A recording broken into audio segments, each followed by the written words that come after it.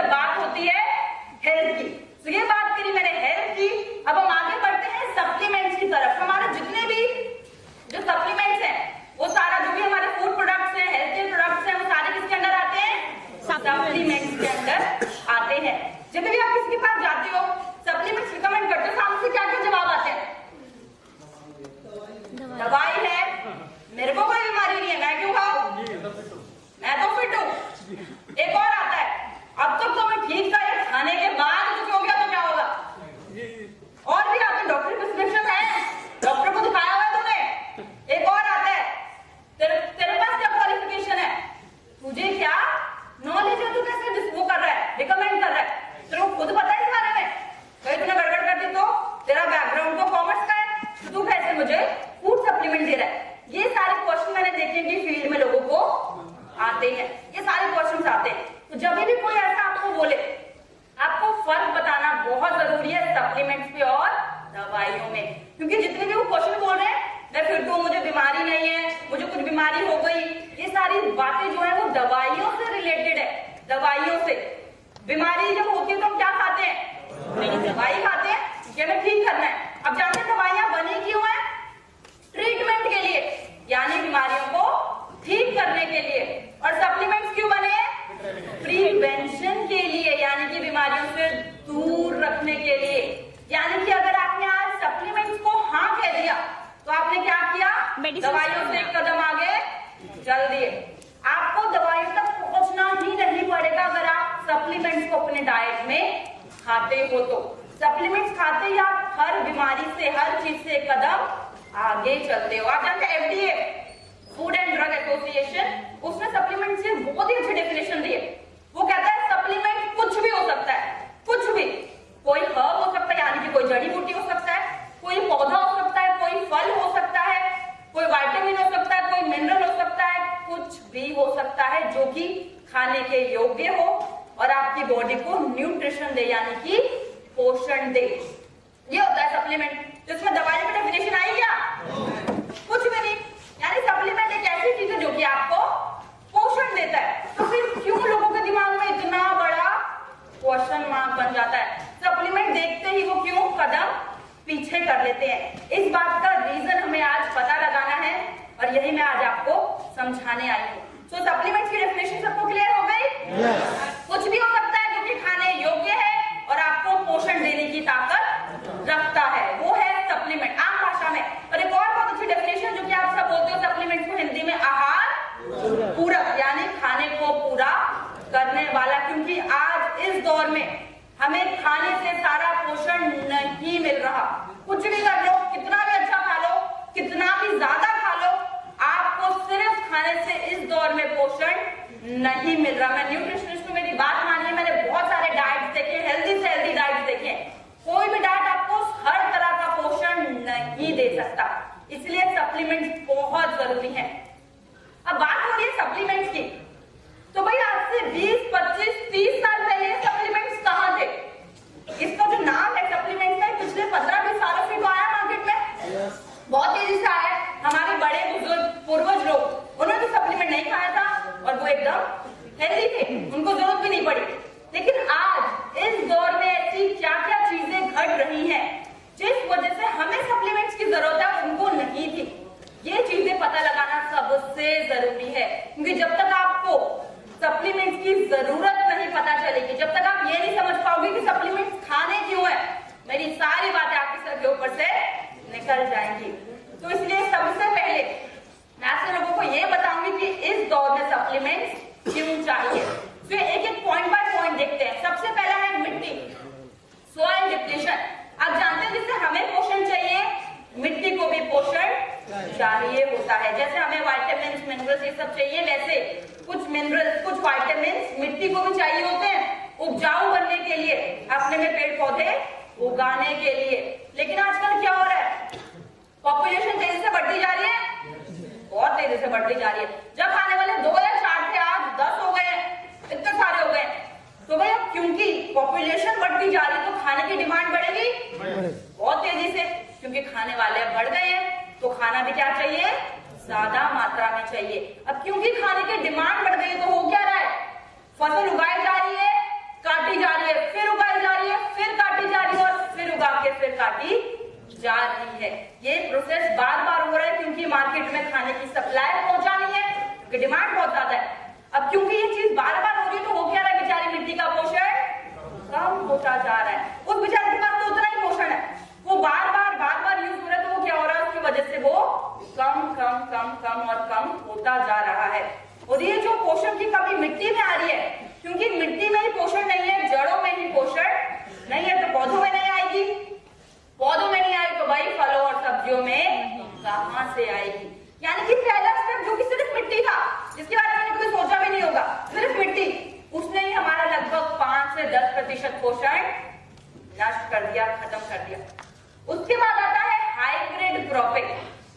आजकल देखा है सेब हर महीने मार्केट में पड़ा रहता है, हर वक्त। इनफैक्ट सेब को छोड़ दो, सुपरमार्केट में जाओ, सारे फल 12 के 12 महीने मार्केट में हमेशा अवेलेबल होते हैं। भाई ये कैसे हो गया, जब उनका सीजन ही नहीं है तो कैसे उगा दिया उनको, क्योंकि हर चीज अपने सीजन में उगती है, उस टाइम पे वो सबसे हेल्दी होती है, तो वो उगते कैसे हैं ऐसे। आप जानते हैं ये सब थ्रू केमिकल्स किया जाता है। किसने देखा है, मार्केट में केले होते हैं येलो कलर के, उसमें एक काले रंग का डॉट तक नहीं होता, इतने अच्छे होते हैं। सेब होते हैं एकदम लाल चमकते हुए, देखते क्या लगता है, भाई साहब इसको अगर मैंने खा लिया तो मैं क्या हो जाऊंगा, वेट हो जाऊंगा, मेरा गाल लाल हो जाएंगे, हेल्थ अच्छी हो जाएगी अगर मैंने ये वाला सेब खा लिया तो। क्योंकि मार्केट ये जानती है कि हम सब्जी और फलों की क्वालिटी कैसे देखते हैं, उनके रंग से। भैया कि सेब काट के तो देखते नहीं है, हम क्या करते हैं, रंग से अंदाजा लगाते हैं कि यार ये अच्छा, ये पका हुआ होगा, ये टेस्टी होगा। तो आप जानते हैं मार्केट ऐसे बहुत सारे केमिकल्स जो कि यूज करती है सब्जियों और फलों के रंग को निखारने के लिए।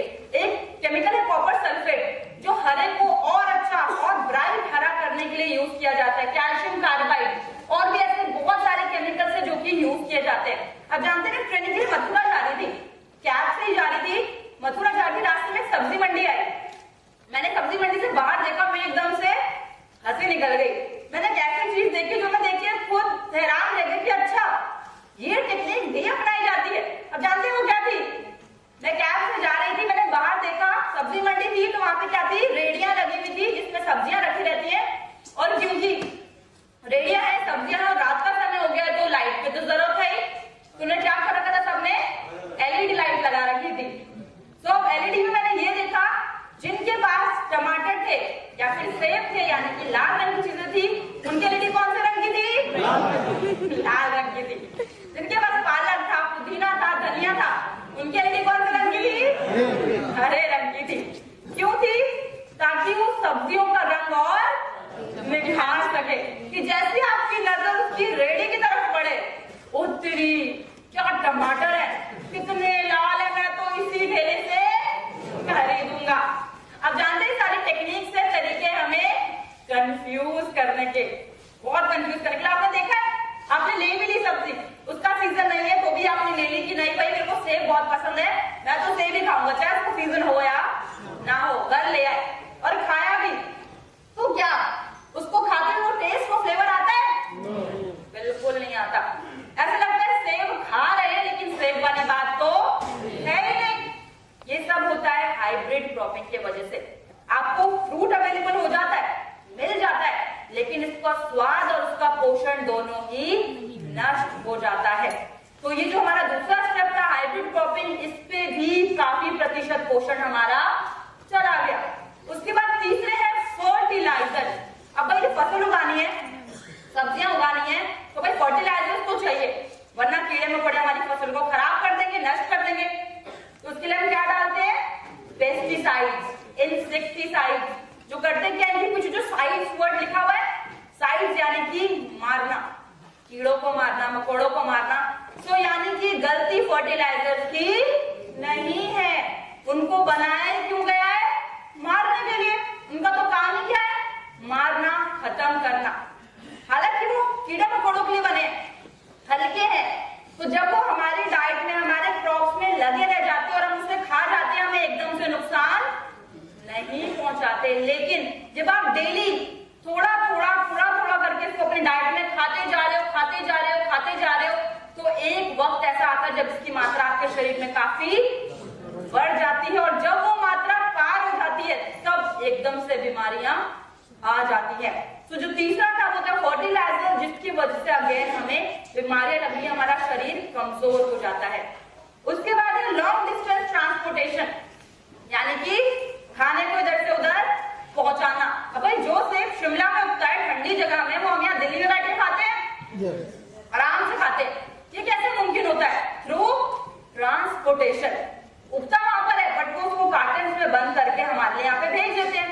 अब इसके पीछे टेक्निक क्या होती है भाई? अगर वो पका हुआ सेब भेजेंगे तो वो तो खराब हो जाएगा, तो वो करते क्या है, सेब को कब तोड़ देते हैं? जब वो हरे रंग का होता है। जब वो कच्चा था, बेचारा बच्चा था, उसको तभी तोड़ दिया, उसको तोड़ा, उसमें केमिकल्स लगाए, उसको रैप किया, कार्टन में डाला और ट्रक में भेज के हमें यहाँ पे पहुंचवा दिया।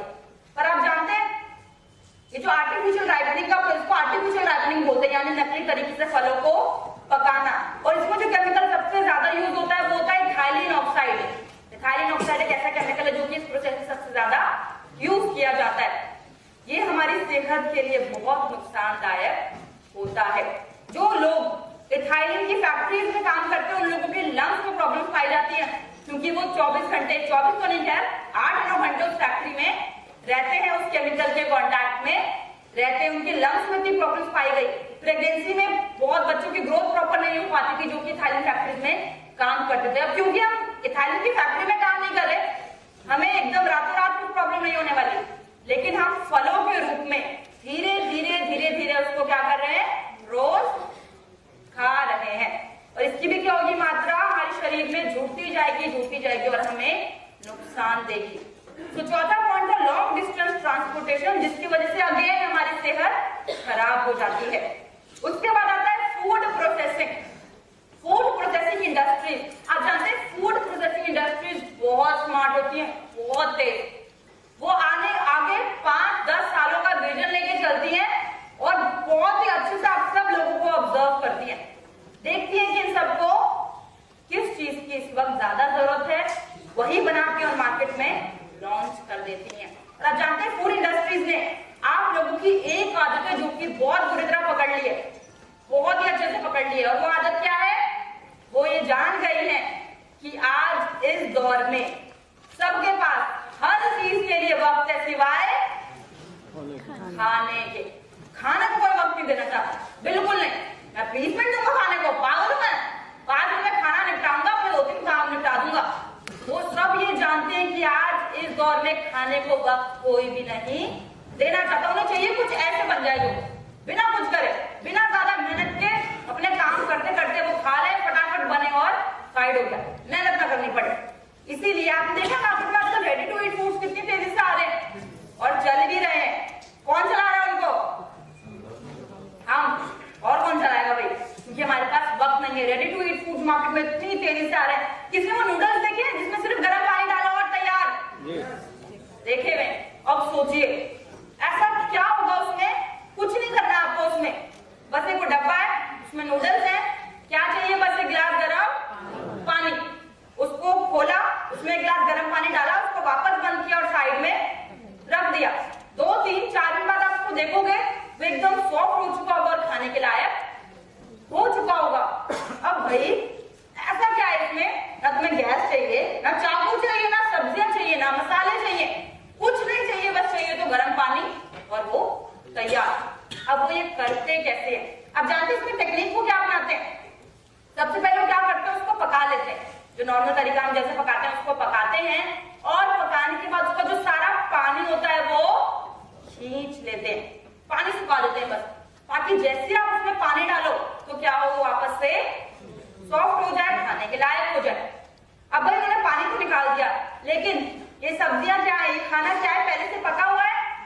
रात को सोने से पहले हम सब जो भी सब्जी बची होती है उसको फ्रिज में रखते हैं।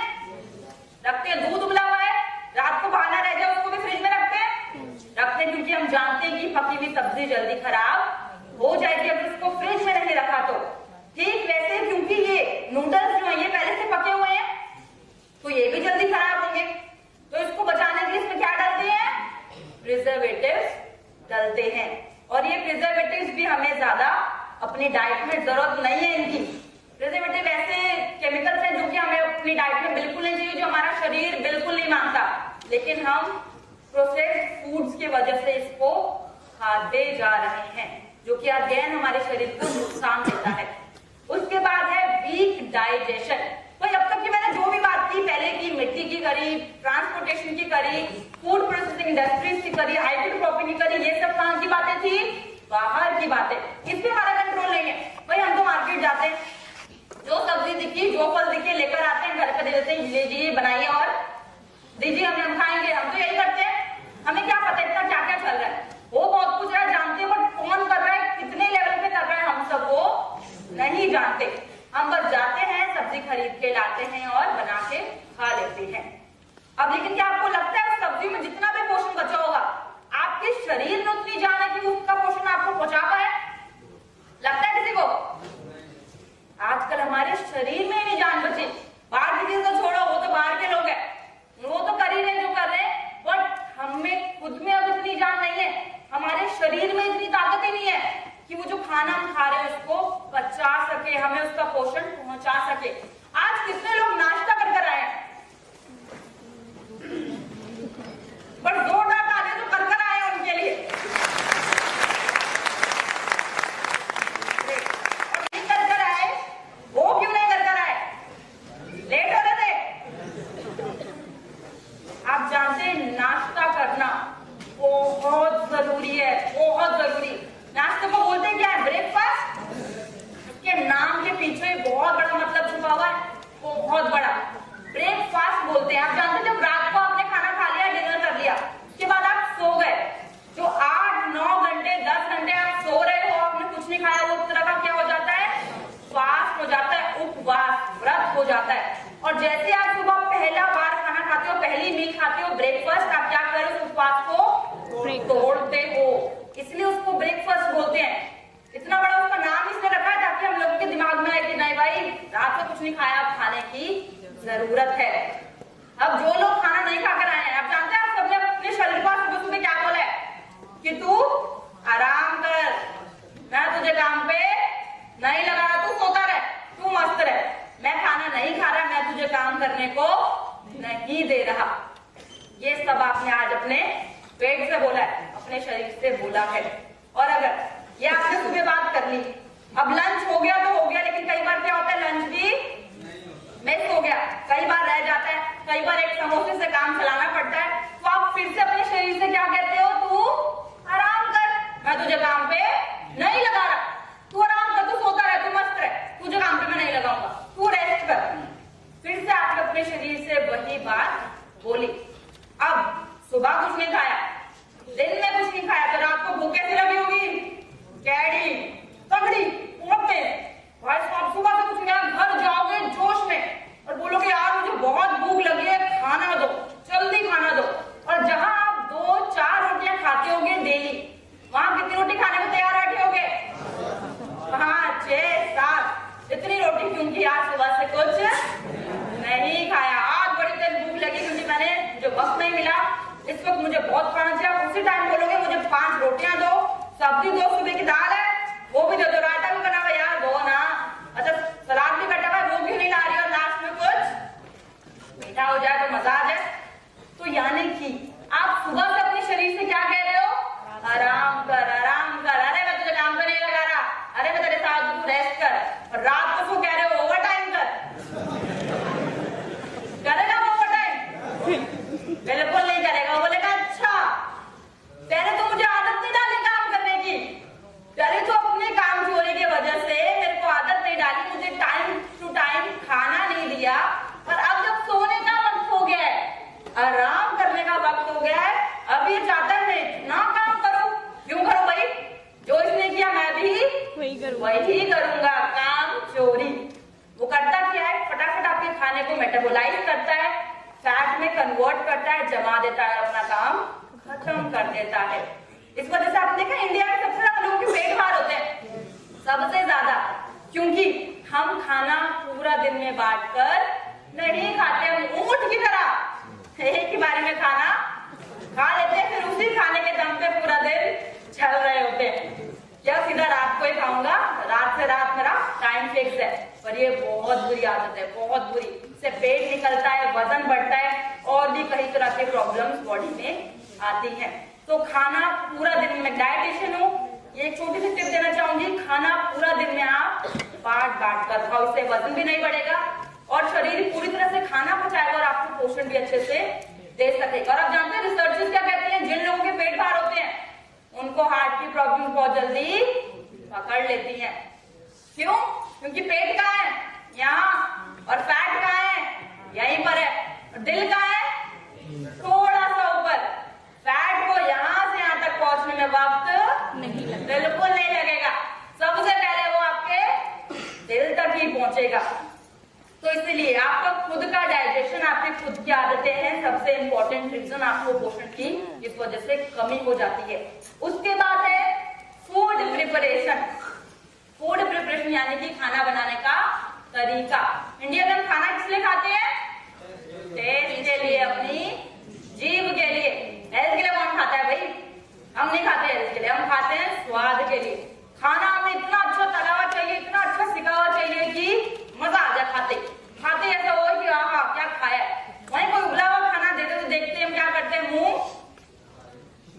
मुंह चढ़ा लेते हैं, अबे क्या दे दिया, उबला हुआ मैं ये खाऊंगा, मेरे को अच्छा चाहिए खाना। भिंडी को तब तक पकाते हैं जब तक वो हरी से काली ना हो जाए, तो उसका तेल ना निकल जाए, उसको तलते रहते हैं कि भाई मुझे क्या चाहिए, कुरकुरी भिंडी चाहिए। ऐसी वैसे भिंडी नहीं खाऊंगा मैं कुरकुरी भिंडी खाऊंगा। इतनी ओवर कुकिंग करते, ये इंडियन स्टाइल है कुकिंग का, हम इतना ओवर कुक कर देते हैं खाना कि उसका पोषण हम खुद ही खत्म कर देते हैं। तो यानी कि एक एक करके सारे पॉइंट देखते हैं, कौन कौन से पॉइंट थे जिसमें हमने अब तक अपना पोषण गवाया। सबसे पहले कौन सा था? सॉइल यानी कि मिट्टी। उसके बाद हाइब्रिड क्रॉपिंग, ज्यादा पोषण गया। उसके बाद फर्टिलाइजर्स, उसने हमारा पोषण खींच लिया। उसके बाद ट्रांसपोर्टेशन, उसने हमारा आधा पोषण खींच लिया। उसके बाद फूड प्रोसेसिंग इंडस्ट्रीज, उन्होंने खत्म कर दिया। उसके बाद खुद का डाइजेशन, उसने पोषण खत्म कर दिया। और आखिरी फूड प्रिपरेशन, खाना बनाने का तरीका। यानी कि इतने सारे स्टेप्स हैं, इतनी सारी जगह हैं जहाँ पे हमारा पोषण जाता है। तो क्या हमें पोषण मिला? मिला ही नहीं भाई। वहां थोड़ा बचा हुआ तो दूसरे स्टेप ने खत्म कर दिया, दूसरे में थोड़ा सा रह गया हुआ तो तीसरे ने खत्म कर दिया, और फिर भी कुछ बचा हुआ तो हमने तल के खत्म कर दिया। अगर तलने के बाद भी उसमें थोड़ा रह गया हुआ तो हमारे शरीर ने खत्म कर दिया। यानी कि हर चीज ध्यान रख रही है कि हमें कहीं से भी पोषण मिल ना पाए। इसलिए आजकल इतनी ज्यादा प्रॉब्लम्स बढ़ती जा रही हैं। तो जानते हैं इसमें सप्लीमेंट्स क्या करते हैं? अब तक हमने पढ़ लिया सप्लीमेंट्स क्या हैं, जरूरत क्यों है, फायदा क्या है सप्लीमेंट्स खाने का। अगर मैं मेजर बताऊं, मोटा अगर सप्लीमेंट्स का फायदा बताऊं तो मेजर फायदे सप्लीमेंट्स दो ही करता है।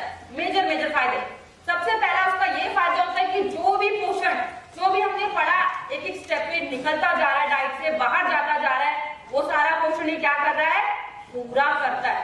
उस सारे पोषण की कमी को ये भरता है। दूसरा ये काम क्या करता है, हमारे शरीर में किसी भी पोषण की कमी नहीं होने देता। आप जानते हैं एपीजे अब्दुल कलाम जी कहते हैं 80 से 90% बीमारियां क्यों होती है? पोषण की कमी की वजह से। सिर्फ पोषण की कमी यानी कि सिर्फ खाने की वजह से हमें 80 से 90% बीमारियां हो जाती हैं। यानी कि अगर आपने अपने खान पान पे ध्यान रख लिया, अगर आपने अपने पोषण पे ध्यान रखा तो आपने 80 से 90% बीमारियों को अपने आप से दूर कर लिया। इतना इंपॉर्टेंट है आपके लिए पोषण, न्यूट्रिशन। सप्लीमेंट्स कर दिया है आपको किस तरह की कोई डेफिशिएंसी होने नहीं देगा, क्योंकि जैसे कैल्शियम की डेफिशिएंसी होती है हड्डियों की दिक्कतें शुरू, आयरन की डेफिशिएंसी हुई अनीमिया शुरू। ऐसे ही हर विटामिन, हर मिनरल की कमी की वजह से कोई ना कोई बीमारी जुड़ी होती है। और जैसे जैसे पोषण की कमी होती जाती है बीमारियां बढ़ती चली जाती हैं। तो सप्लीमेंट्स एक तो हमारे खाने को पूरा कर रहा है, दूसरा शरीर में ऐसे किसी भी चीज की कमी नहीं होने दे रहा जो कि बीमारियां पैदा करे। अब ये सब बातें व्यक्ति जानता था, बहुत अच्छे से जानता था, उसने ऑब्जर्व करी और इन सब बातों को ध्यान में रखते हुए आपके पूरे शरीर के लिए बहुत ही बेहतरीन तरीके से हमने कुछ प्रोडक्ट्स लॉन्च करे हैं।